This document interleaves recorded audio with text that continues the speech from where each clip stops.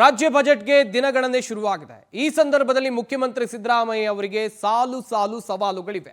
ಏನೆಲ್ಲ ಸವಾಲುಗಳು ಇರಬಹುದು? ಈ ಬಾರಿಯ ಬಜೆಟ್ ಅನ್ನು ಮಂಡಿಸಲಿದ್ದಾರೆ ಮುಖ್ಯಮಂತ್ರಿ ಸಿದ್ದರಾಮಯ್ಯ.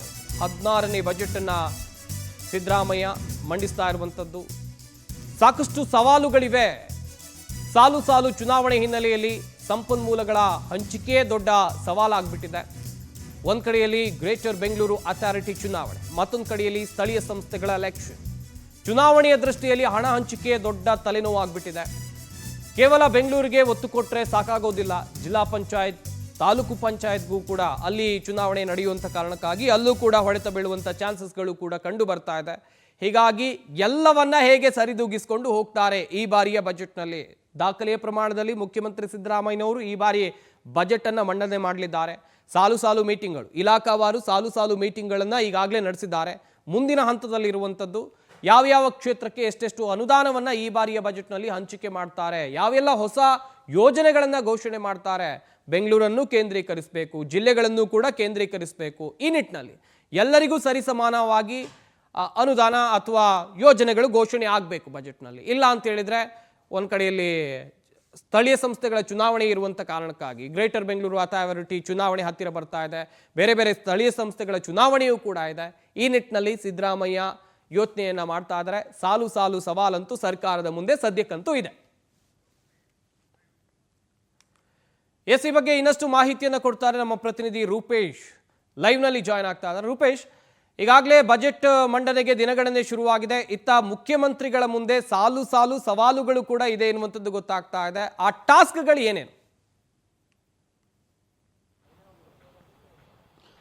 ಸಂಪತ್, ಈಗ ಮಾರ್ಚ್ 6ರಿಂದ ಬಜೆಟ್ ಅಧಿವೇಶನಕ್ಕೆ ಸಿಎಂ ಸಿದ್ದರಾಮಯ್ಯ ನಿರ್ಧಾರ ಮಾಡಿದ್ದಾರೆ. ಹೀಗಾಗಿ ಮಾರ್ಚ್ 6ರಿಂದ ಈ ಒಂದು ಬಜೆಟ್ ಅಧಿವೇಶನ ಆರಂಭವಾಗುತ್ತೆ.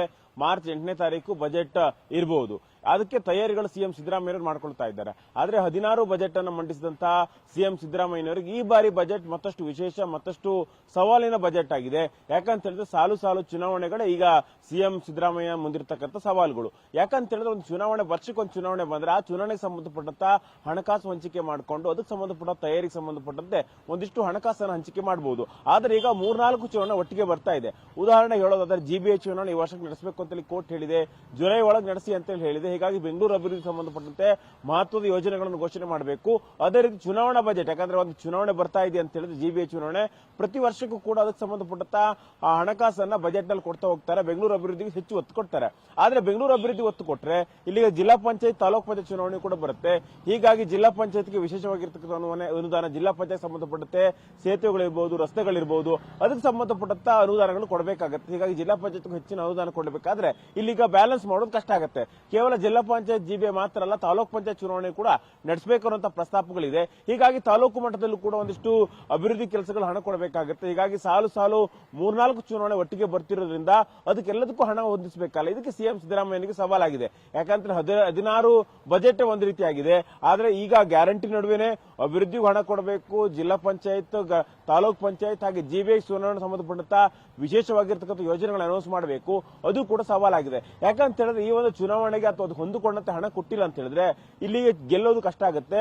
ಈ ಸಂದರ್ಭದಲ್ಲಿ ಸಿದ್ದರಾಮಯ್ಯ ವರ್ಚಸ್ಸಿನ ಮೇಲೆ ಸಮಸ್ಯೆ ಬೀಳುತ್ತೆ. ಯಾಕಂದ್ರೆ ಆ ಚುನಾವಣೆ ಸೋತ್ರೆ ಸಿಎಂ ಸಿದ್ದರಾಮಯ್ಯ ಮೇಲೆ ಅಥವಾ ಆಡಳಿತದ ಮೇಲೆ ಸಾಕಷ್ಟು ಪರಿಣಾಮ ಬೀರುತ್ತೆ.